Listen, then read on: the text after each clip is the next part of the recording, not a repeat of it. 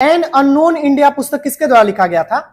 An unknown India नहीं, नीरज सिंह चौधरी जी के द्वारा। किनके द्वारा लिखा गया था? नीरज सिंह चौधरी जी के द्वारा एन अननोन इंडिया। बताइएगा तो त्रिपिटक किस धर्म से संबंधित है? बौद्ध धर्म से। त्रिपिटक का संबंध किस धर्म से है? बौद्ध धर्म से है। ईद उल जुल्हा के रूप में किसे याद किया जाता है? किसके याद में मनाया जाता है? ये एक पर्व है ईद उल जुल्हा। पैगंबर मोहम्मद शाह की याद में मनाया जाता है। बिल्कुल सही है, पैगंबर मोहम्मद शाह के याद में मनाया जाता है। बताइएगा सिंधु घाटी सभ्यता किस चीज के लिए प्रसिद्ध है?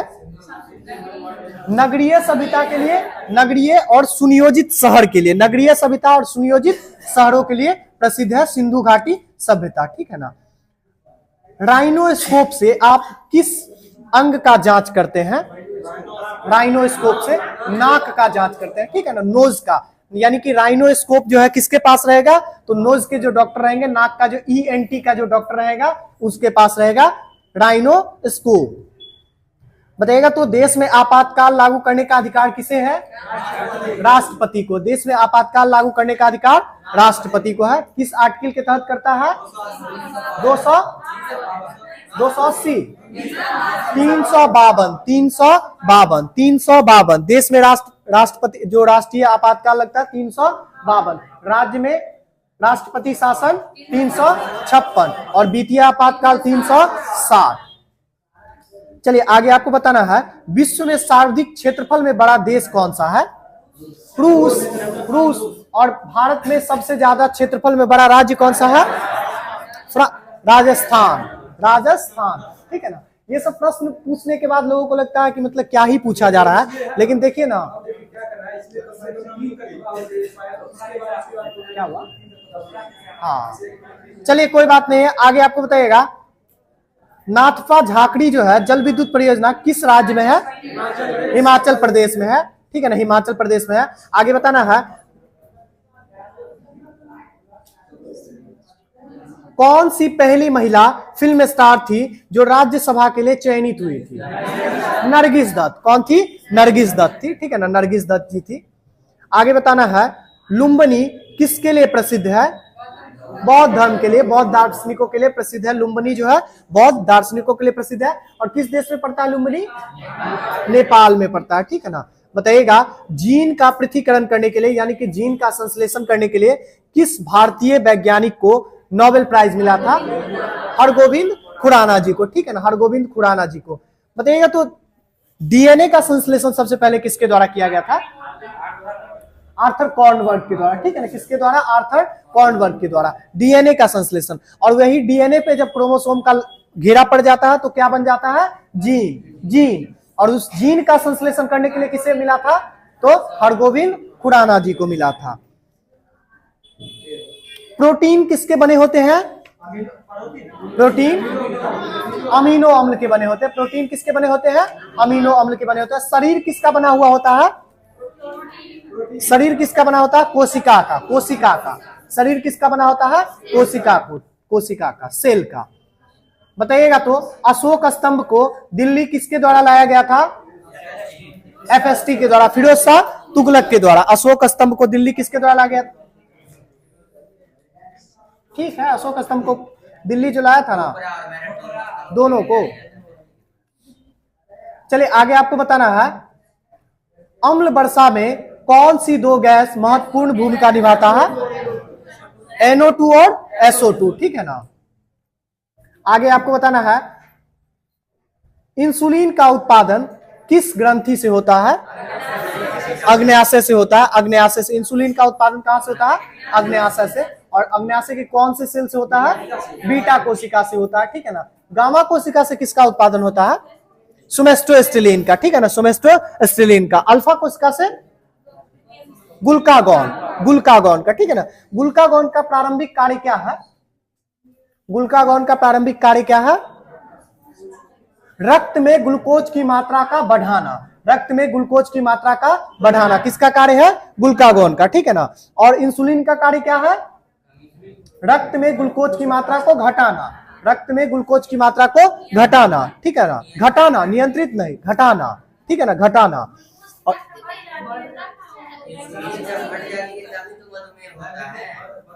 शांत रहिए, हम जो बता रहे हैं उसको समझने का कोशिश कीजिए। रक्त में ग्लूकोज की मात्रा को बढ़ाने का कार्य कौन करता है? ग्लूकागॉन। रक्त में ग्लूकोज की मात्रा को बढ़ाने का कार्य कौन करता है? ग्लूकागॉन। रक्त में ग्लूकोज की मात्रा को घटाने का कार्य कौन करता है? इंसुलिन, ठीक है ना। और इंसुलिन और ग्लूकागॉन के स्राव को कौन नियंत्रित करता है? सोमेस्टोस्टिलिन, ठीक है ना। आप ध्यान से देखिए, अगर आपके रक्त में ना ग्लूकोज की मात्रा बढ़ जाएगा ना, तो आपको एक बीमारी हो जाएगा जिसका नाम है मधुमेह या डायबिटीज, और उसका नियंत्रण कौन करेगा? इंसुलिन। तो इंसुलिन आपके रक्त में ग्लूकोज की मात्रा को घटाने का कार्य करता है। आप अगर 1 किलो चीनी अगर खा लीजिएगा अभी, तो उससे आपको डायबिटीज नहीं हो जाएगा, क्योंकि वो चीनी डायरेक्ट आपके ग्लूकोज जो है वो आपके रक्त में नहीं जाएगा, वो आपके अमाशय में जाएगा और उसका पाचन हो जाएगा। लेकिन अगर रक्त में ग्लूकोज की मात्रा बढ़ रही है तो आपको हो जाएगा डायबिटीज, और उसको कम करने का कार्य कौन करता है? इंसुलिन, ठीक है ना। और कभी कभी ऐसा कंडीशन हो जाता है, उसको बोलते हैं हाइपोग्लाइसेमिया। को क्या बोलते हैं? हाइपोग्लाइसेमिया। तो हाइपोग्लाइसेमिया के केस में एक हार्मोन है, ठीक है ना, जिसका नाम क्या है? ग्लूकागॉन। वो भूमिका निभाता है और ग्लूकोज की मात्रा को बढ़ाता है। और दूसरा केस है हाइपरग्लाइसेमिया, जिस केस में क्या होता है? आपके रक्त में ग्लूकोज की मात्रा बढ़ जाती है। उस केस में कौन भूमिका निभाता है? इंसुलिन, और उसको घटाने का काम करता है। कंफ्यूज नहीं होना है इस सब चीज में, ठीक है ना।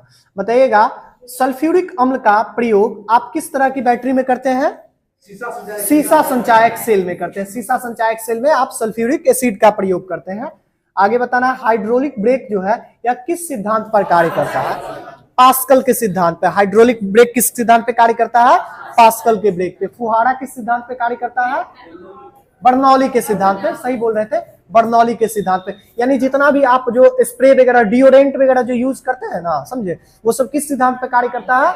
बर्नौली के सिद्धांत पे कार्य करता है, फुहारा वगैरह। चलिए आगे आपको बताना है, भारत में श्रेष्ठतम प्राकृतिक बंदरगाह कौन सा है?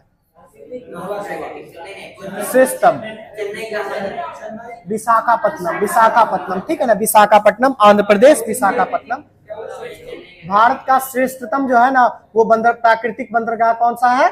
विशाखापट्टनम ही है। भारत का सबसे गहरा बंदरगाह कौन सा है? विशाखापट्टनम ना। क्या हुआ? हाँ, श्रेष्ठतम और गहरा। चलिए आगे आपको बताना, शांत हो जाइए। आगे आपको बताना है, ग्रीन बीच से गुजरने वाली देशांतर रेखा को किस नाम से आप जानते हैं? प्रधान मध्याह्न रेखा, ठीक है ना। ग्रीन बीच से गुजरने वाली रेखा को किस नाम से जानते हैं? प्रधान मध्याह्न रेखा के रूप से। आगे आपको बताना, ब्रह्म समाज की स्थापना 1828 में किसके द्वारा की गई थी? राजा राम मोहन राय जी के द्वारा, ठीक है ना। राजा राम मोहन राय जी के द्वारा कब किया गया था? 1828 में। किसकी? ब्रह्म समाज की स्थापना। नायलॉन जो है यह पूर्ण रूप से कैसा तंतु है? तो संश्लेषित तंतु है। कैसा तंतु है? संश्लेषित। संश्लेषित का मतलब जानते हैं ना, बनाया हुआ, आर्टिफिशियल रूप से बनाया हुआ। आगे आपको बताना है, पाब्लो पिकासो एक प्रसिद्ध चित्रकार थे, यह किस देश से संबंध रखते थे?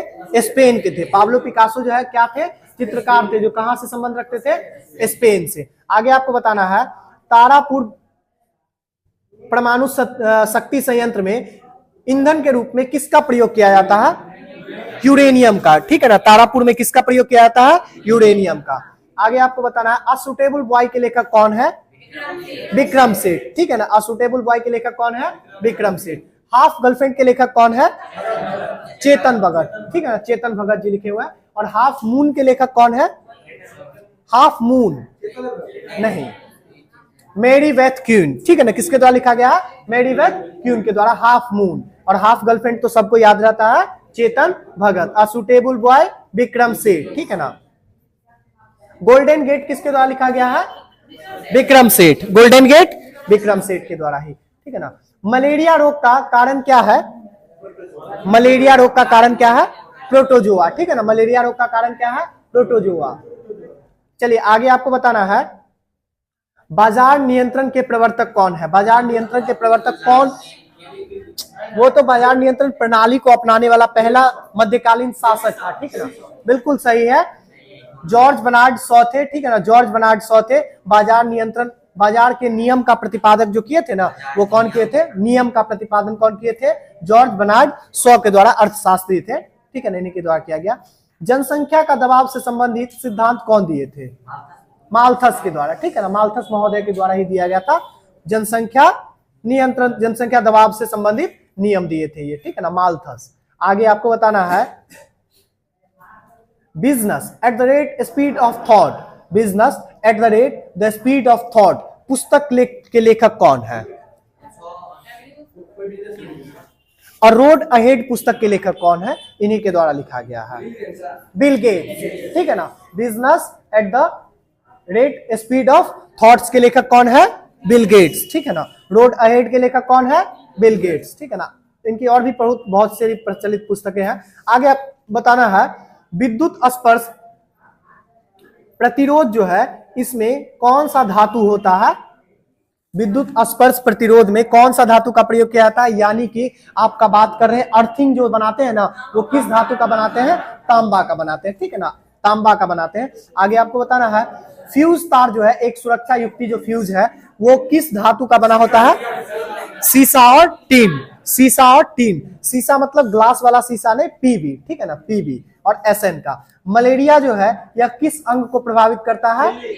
स्प्लीन को, यानी कि तिल्ली को, ठीक है ना, स्प्लीन यानी कि तिल्ली को प्रभावित करता है। आगे आपको बताना है स्वर्ण जयंती स्वरोजगार योजना का प्रारंभ किस वर्ष किया गया था? स्वर्ण जयंती स्वरोजगार योजना का प्रारंभ किस वर्ष किया गया था? 1999 में किया गया था। आगे आपको बताना है प्रथम भारतीय अंतर्राष्ट्रीय फिल्म महोत्सव का आयोजन कब किया गया था? बंबई में 1952 में किया गया था, 1952 में किया गया था। प्रथम भारतीय अंतर्राष्ट्रीय फिल्म महोत्सव का आयोजन बंबई में किया गया था, 1952 में किया गया था, ठीक है ना, 1952 में। आगे आपको बताना है अगर राष्ट्रपति को आपको हटाना है तो आप किस प्रक्रिया को अपना सकते हैं? महाभियोग की प्रक्रिया को अपना सकते हैं, महाभियोग की प्रक्रिया को। अविश्वास प्रस्ताव वगैरह से नहीं हटा सकते हैं, ठीक है ना, भारत के राष्ट्रपति को। आगे आपको बताना है भारत में मानसून जो है वो दक्षिण पश्चिम मानसून कब खत्म हो जाता है? दक्षिण पश्चिम मानसून सितंबर में खत्म होता है, ठीक है ना, सितंबर में। दक्षिण पश्चिम मानसून जो है कब खत्म होता है? सितंबर में, ठीक है ना, सितंबर में। हाँ, आगे आपको बताना सालाबाई की संधि कब हुई थी? 1782, 82 में, 1782 में हुआ था, ठीक है ना। दर्द दूर करने वाली दवाएं किस नाम से जानी जाती है? एनाल्जेसिक दवाएं, ठीक है ना, दर्द दूर करने वाली दवाएं एनाल्जेसिक दवाएं, ठीक है ना। बुखार दूर करने वाली एंटीपायरेटिक, ठीक है ना, एंटीपायरेटिक दवाएं। आगे आपको बताना है पहली कंप्यूटर भाषा कौन थी? फोरटॉन, ठीक है ना, फोरटॉन। पहली कंप्यूटर भाषा कौन थी? फोरटॉन थी। आगे आपको बताना है आर्यभट्ट का संबंध जो है किस विषय से था? खगोल विज्ञान और गणित शास्त्र से, खगोल विज्ञान और गणित शास्त्र से था, ठीक है ना। आगे आपको बताना दूध में पाई जाने वाली शर्करा जो होती है वो कौन सी होती है? Lactose, lactose, lactose. दूध में पाई जाने वाली शर्करा जो होती है वो कौन सी होती है? लैक्टोज होती है। और फल में पाई जाने वाली शर्करा फ्रुक्टोज, सुक्रोज में फ्रुक्टोज, फ्रुक्टोज, फ्रूट में फ्रुक्टोज, ठीक है ना, सबसे मीठा वही होता है। आगे आपको बताना है जनसंख्या के अध्ययन को किस नाम से जानते हैं आप? डेमोग्राफी, ठीक है ना, डेमोग्राफी।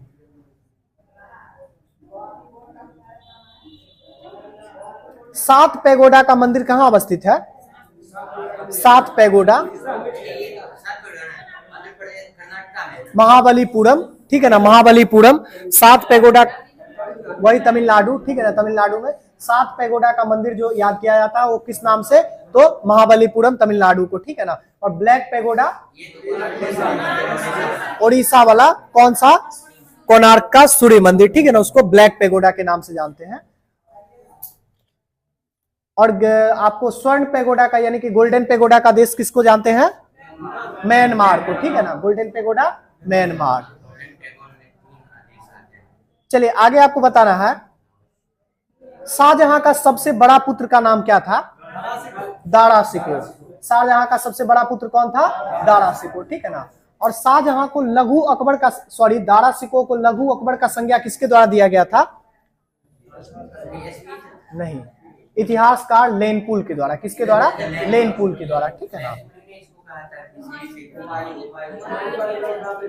चलिए आगे आपको बताना है श्वेत रक्त कनिकाय का निर्माण कहां होता है? WBC का। अस्थि मज्जा में। श्वेत रक्त कनिकाय का निर्माण कहाँ होता है? अस्थि मज्जा में ही होता है। और लाल रक्त कनिकाय का निर्माण अस्थि मज्जा में ही होता है, ठीक है ना। और लाल रक्त कनिकाय का मृत्यु कहाँ होता है? प्लीहा में, लीवर में होता है, यकृत में होता है, ठीक है ना, यकृत में होता है। और उसको उसका कब्रगाह कौन सा है? प्लीहा यानी कि स्प्लीन यानी कि तिल्ली, ठीक है ना। बच्चों में लाल रक्त कनिकाय का निर्माण कहाँ होता है? यकृत में, लीवर में ही बनता है। बच्चा में जो खून बनता है ना वो कहाँ बनता है? लीवर में ही बनता है। और जैसे जैसे डेवलप उसका होता है तो फिर अस्थि मज्जा में बनता है। और अस्थि मज्जा में कौन सा टिश्यू होता है जो आरबीसी को बनाने का कार्य करता है? अस्थि मज्जा का कौन सा? Haematopoietic tissue. कौन सा? हेमेटोपोइटिक टिश्यू होता है, ठीक है ना, याद रखिएगा उसको। आगे आगे आपको बताना है, धर्म का मध्यम मार्ग का प्रतिपादन किसके द्वारा किया गया था? धर्म के मध्यम मार्ग का प्रतिपादन किसके द्वारा किया गया था? गौतम बुद्ध के द्वारा, ठीक है ना। बुद्ध का मध्यम मार्ग कौन अपनाए थे? गौतम बुद्ध, ठीक है ना। Middle path Gautam Buddha. न ज्यादा पीक पर चलना है, न ज्यादा लो चलना है, ठीक है ना। जिंदगी को और सभ्यता का तालमेल बना करके चलना है, ठीक है ना। ये कौन बताए थे? गौतम बुद्ध। सबसे प्राचीनतम वेद कौन सा है? ऋग्वेद। और सबसे नवीनतम? अथर्ववेद। अथर्ववेद जो है सबसे नवीनतम है, ठीक है ना। पंपा का नाम सुने होंगे, यह एक कवि थे, ठीक है ना। ये किस भाषा के कवि थे? कन्नड़ भाषा के, ठीक है ना। पंपा जो है कन्नड़ भाषा के कवि थे। चलिए आगे आपको बताना, एक बैरल में कितना लीटर होता है? 159 लीटर। एक बैरल में 159 लीटर के बराबर होता है, ठीक है ना। बौद्ध धर्म का प्रचार किस भाषा में किया गया था? पाली भाषा में, ठीक है ना। और पाली उस समय का आसान भाषा था और प्राकृतिक उस समय का टफ भाषा था, ठीक है ना। आगे आपको बताना है, हरित क्रांति के जन्मदाता कौन है? नॉर्मन बोरलॉग जी को हरित क्रांति के जन्मदाता नॉर्मन बोरलॉग जी, ठीक है ना। पदार्थ के परमाणुवाद का प्रणेता किसे माना जाता है?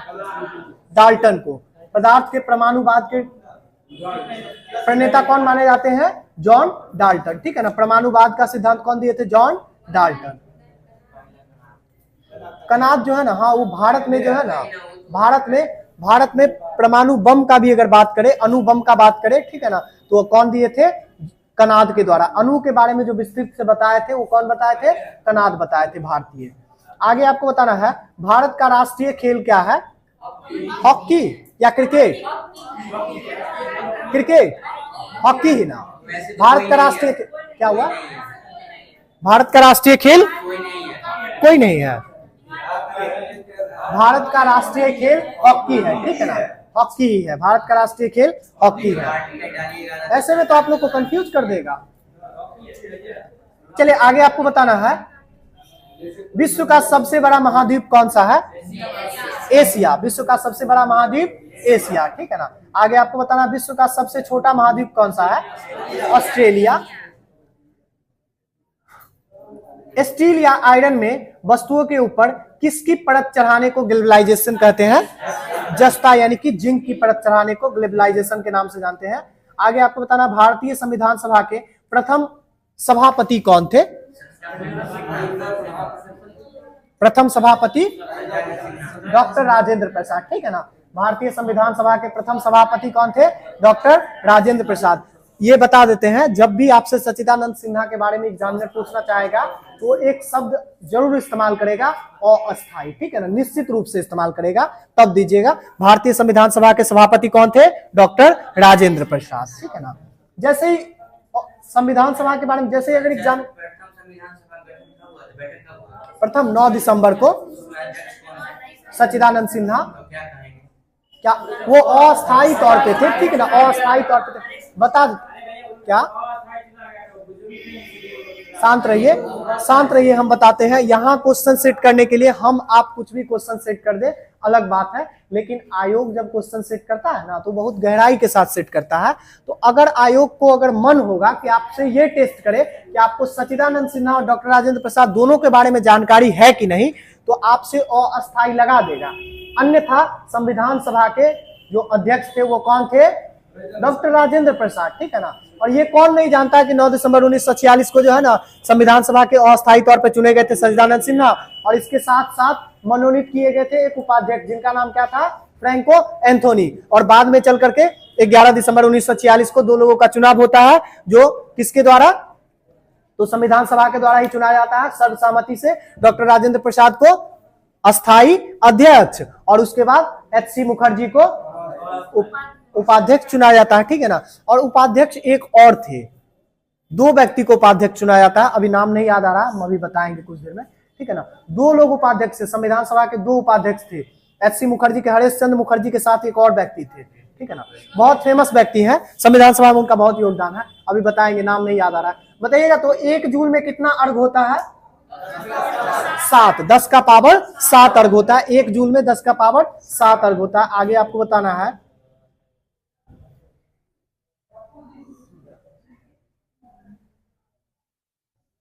लैंप में तेल जो है ऊपर चढ़ता है किस क्रिया के द्वारा, कैपिलरी क्रिया के द्वारा, ठीक है ना, कैपिलरी क्रिया के द्वारा ही चलता है। छोड़ देते हैं, बंद कर दीजिए इसको, बंद कर दीजिए।